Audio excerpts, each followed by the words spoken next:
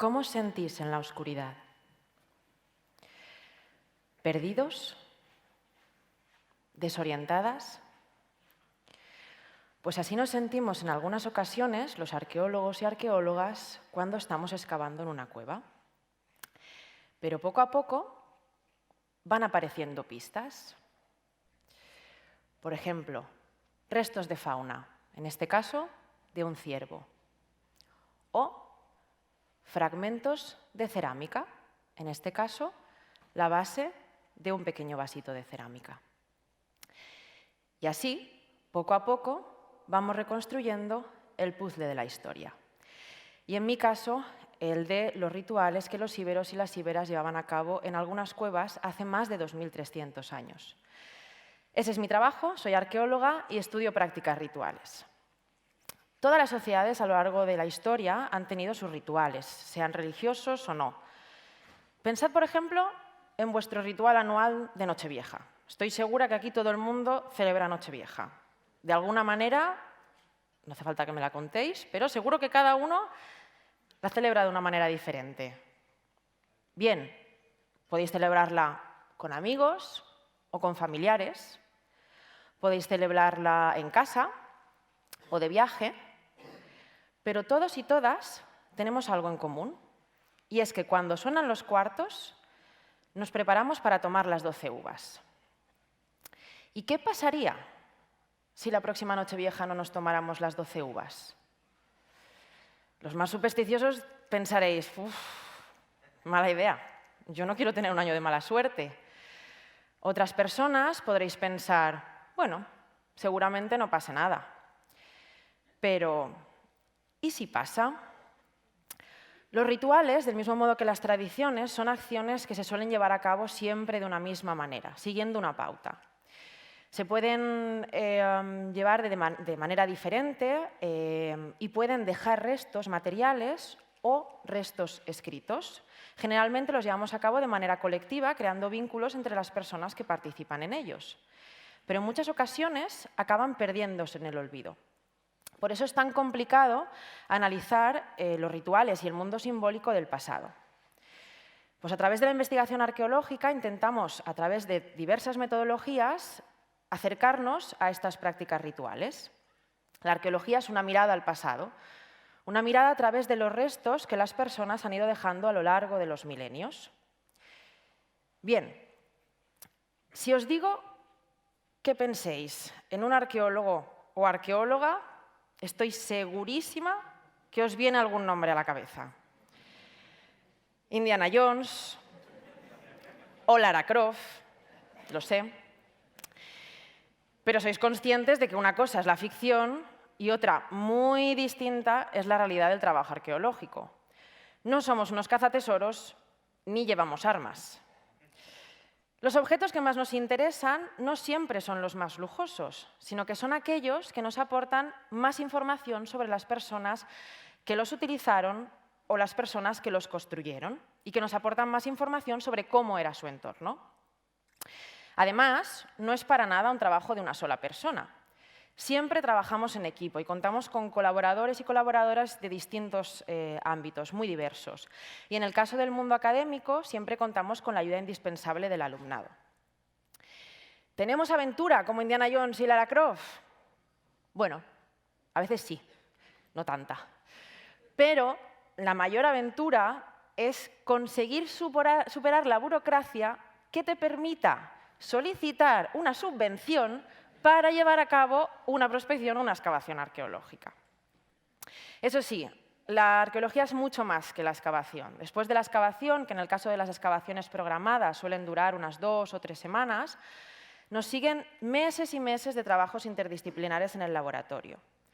Desde un análisis detallado del yacimiento, tanto a pequeña escala como a escala territorial, dataciones, análisis de los restos que recuperamos, ya sean cerámicos, líticos o metálicos, análisis arqueozoológicos, análisis arqueobotánicos o antropológicos, entre muchísimos otros.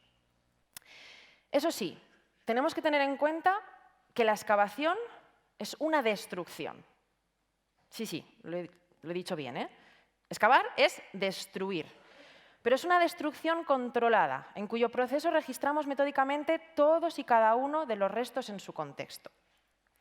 Por suerte, las metodologías han ido mejorando con el paso de los años. Actualmente, con la fotogrametría, por ejemplo, podemos registrar tridimensionalmente el proceso de excavación. Esto significa que podemos incluso localizar, georreferenciar cada uno de los objetos que hallamos en una excavación de manera mucho más sencilla que como se hacía anteriormente, hace apenas 10 o 15 años. Eso sí, hay muchos datos que los perdemos, bien porque son elementos perecederos que no acaban conservándose hasta nuestros días, bien porque cuestiones naturales afectan a la formación del yacimiento, o bien por expolios incontrolados, que acaban destruyendo el contexto y, en definitiva, acaban destruyendo nuestro patrimonio. Aunque no podamos reconstruir y no podamos contar con todas y cada una de las piezas del puzzle para reconstruir esta historia y nuestro pasado, en definitiva, sí que podemos plantear hipótesis que nos ayuden a avanzar en el conocimiento de estas sociedades del pasado. Hasta que no inventemos los viajes en el tiempo, si es que no existe ya el Ministerio del Tiempo, que tengo mis dudas, no podremos saber si las hipótesis que planteamos son ciertas, pero esto forma parte del juego. Bien, ahora os voy a pedir que volváis de nuevo a ese ritual de Nochevieja. Ubiquémonos todos, ya sé que estamos en marzo, pero vámonos ya a Nochevieja. Imaginaros en vuestra fiesta, ¿cómo la celebráis? Imaginad, por ejemplo, lo que tenéis encima de la mesa. No sé, copas, platos, vino, cava, uvas, evidentemente, mucha comida. Y ahora imaginad cómo una arqueóloga dentro de 4.000 o 5.000 años podría reconstruir nuestro ritual anual si tuviera acceso a ese momento, a los objetos y a los restos, que se conserven evidentemente, de ese ritual. Evidentemente, si tuviera textos escritos o fotos o vídeos que hacemos ahora, tendría muchísima más información y sería mucho más sencillo. Pero reconstruir el pasado a través de los restos materiales no es una tarea fácil. No siempre contamos con textos escritos ni ejemplos de culturas coetáneas que nos permitan interpretar lo que encontramos en los yacimientos, en las excavaciones arqueológicas. En el caso de las sociedades ibéricas, que poblaron gran parte de la península ibérica entre los siglos VI y I antes de nuestra era, sus restos materiales nos ayudan a conocer algunas de sus prácticas rituales. Sabemos que vivían en aldeas, poblados y fortines de diferente tamaño e importancia. Sabemos que rendían culto a diversas divinidades a través de diferentes tipos de ofrendas y rituales, tanto en espacios públicos como en espacios privados. Y también en espacios naturales fuera de estos lugares de hábitat. Las cuevas, por ejemplo, en las cuales he dedicado los últimos 10 años de mi investigación. Las cuevas son espacios misteriosos. Seguro que alguno de vosotros habéis entrado alguna vez en una cueva. Son espacios que nos generan pues, un poco de miedo al principio, pero es interesante y queremos adentrarnos y conocerlas, ¿no? Son espacios misteriosos que en algunas culturas incluso se consideraban entradas al inframundo, donde vivían los dioses y otras criaturas sobrenaturales.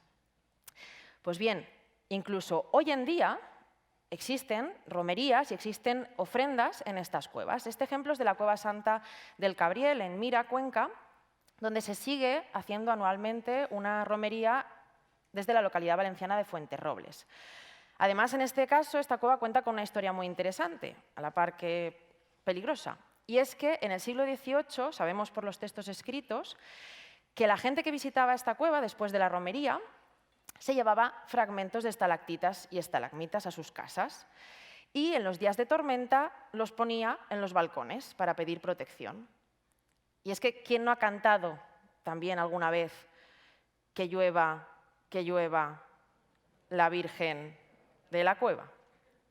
Pues sí, pedimos que llueva, se pedía protección y los íberos y las íberas, salvando las distancias, también pedían protección y pedían sanación a sus divinidades.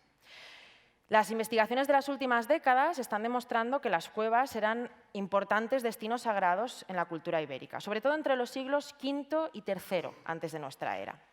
Sabemos que visitaban estas cuevas desde los lugares de hábitat, pero sabemos que no elegían las cuevas que tenían cerca, porque había otras cuevas que estaban cerca de sus poblados, pero no elegían estas. ¿Y por qué?, os preguntaréis. Pues en este caso tenemos varias hipótesis, ¿no?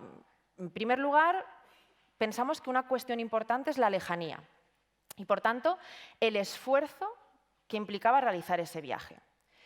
En segundo lugar, las cuestiones intrínsecas o las características que tenía cada una de estas cuevas, por ejemplo, la oscuridad, la iluminación, las formaciones cársticas sugerentes. Y, en tercer lugar, la memoria ancestral, porque la mayoría de las cuevas que escogían los íberos y las íberas eran cuevas que ya habían sido frecuentadas en momentos previos.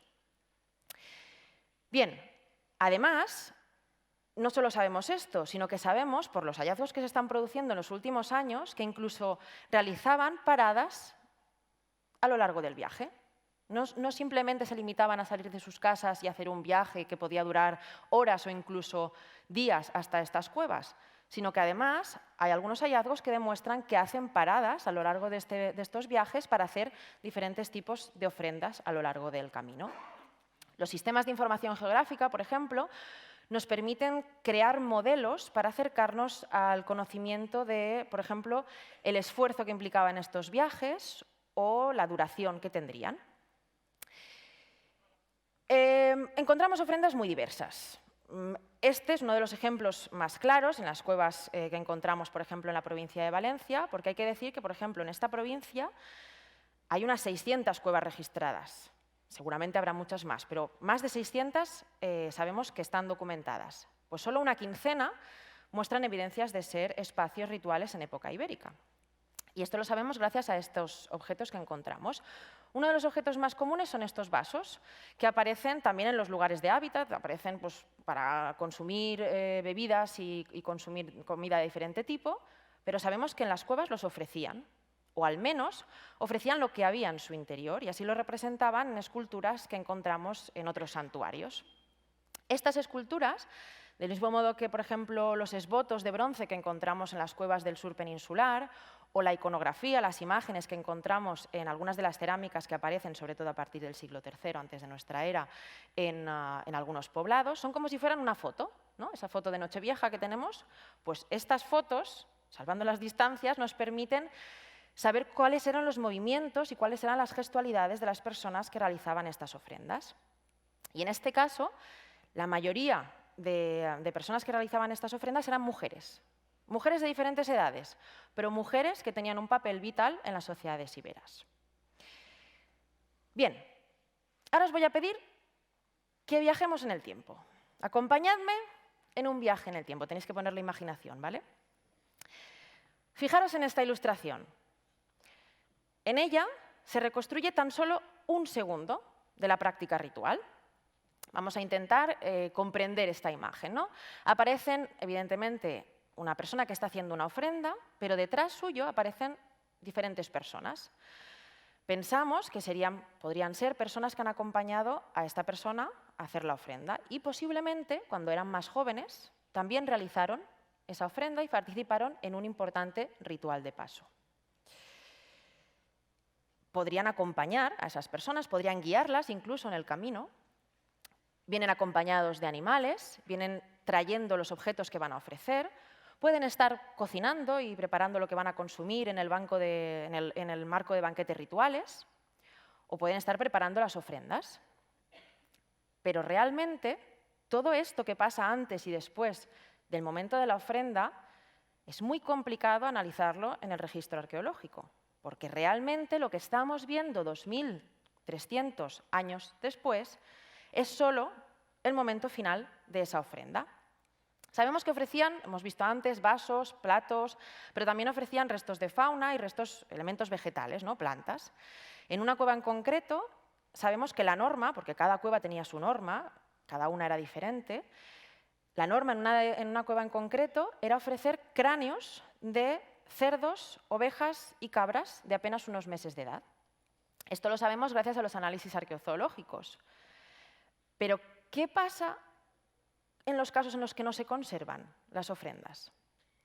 Pues en estos casos lo que estamos haciendo es analizar los residuos que quedan en el interior de estos recipientes. Y de este modo estamos sacando a la luz ofrendas que habían sido invisibles hasta la fecha. Investigadores de diversas universidades, las últimas décadas, están profundizando en estas prácticas. Investigadores de la Universidad de Durham, por ejemplo, en Inglaterra, o la Universidad de Brown en Estados Unidos, lo que intentan es, a través de lo que se conoce como arqueología de los sentidos o arqueología sensorial, están intentando plantearse nuevas preguntas y nuevas hipótesis que nos ayudarán a avanzar en el conocimiento de estas prácticas rituales. Por ejemplo, los sonidos, cómo captamos los sonidos o cómo nos sentimos en la oscuridad. La visión o la falta de ella puede generar ciertas respuestas cognitivas en las personas y actuarían de manera diferente teniendo en cuenta esto. Y es posible, evidentemente es una hipótesis, que afectará también a las personas del pasado. Siguiendo estas corrientes metodológicas, actualmente dirijo un proyecto de investigación titulado Deep in Caves, Ritualidad ibérica en contexto, desde la Universidad de Valencia, en colaboración con la Generalitat Valenciana. Y el objetivo de este proyecto es intentar trazar una metodología que nos permita conocer todo el proceso ritual. Desde que salimos de los lugares de hábitat, desde que salimos de nuestras casas, en este caso los íberos y las íberas, hasta que llegarían a las cuevas, realizarían los rituales y volverían a su casa pues, con una serie de experiencias y, evidentemente, participando en unos rituales que marcarían su vida. En este caso lo estamos intentando hacer basándonos tanto en los objetos, pero también teniendo en cuenta el contexto territorial y los elementos sensoriales que podrían influir en estas prácticas. Sí que es cierto que analizar los contextos rituales y las prácticas rituales en el pasado, evidentemente, es algo muy complejo. El mundo simbólico está fuertemente vinculado al día a día y nosotros mismos lo podemos ver, ¿no? Por eso, en el contexto arqueológico es tan complicado muchas veces identificar qué son prácticas rituales y qué no. Mirando a los objetos con otra perspectiva, podremos avanzar en el conocimiento de estas prácticas rituales. Siempre que no miremos solo los objetos, evidentemente es nuestra base de conocimiento, pero que tengamos en cuenta también las personas, los movimientos y su contexto. Y es que muchas veces me pregunto, a saber lo que nos queda por descubrir. Todo lo que hemos avanzado en estos últimos años, imaginaros dentro de unos años todo lo que podemos descubrir. Para eso tendremos que viajar al futuro. Muchas gracias.